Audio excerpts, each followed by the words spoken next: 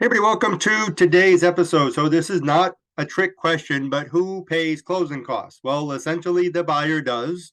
There's a few different kind of ways around this, but in a standard transaction, on closing day, a buyer brings the balance of their down payment, whatever that down payment amount is, and then they pay closing costs.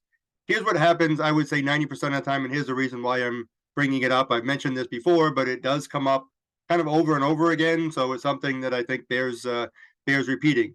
If you're looking to finance closing costs, because no buyer ever said, I want to pay closing costs like ever, it just doesn't happen. It has to be done at the time of the offer. You're essentially going to Mr. Seller and going, hey, I'm going to offer you X. I'm going to bump the sales price 1.5%, 2%, and those monies are going to be applied as a credit towards my closing costs. There's a bunch of legalese around that.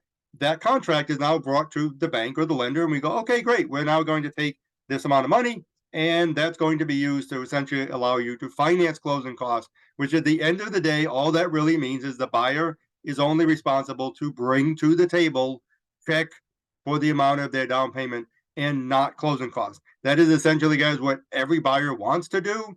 Um, if they try and do it after the fact and say, hey, I want to finance closing costs, now you need to run back to the seller and go, hey, Mr. Seller, we're going to bump the sales price.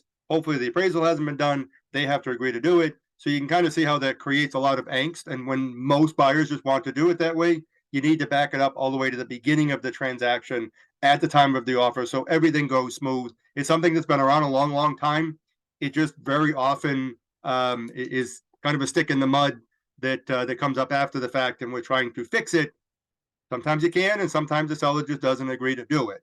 So I just wanted to bring that up. It is a very important kind of fun fact, and something that whether that's you, now you know someone that you know that's looking, really important that they know that it will save them a lot of angst in their deals. So as always, the team is here to help.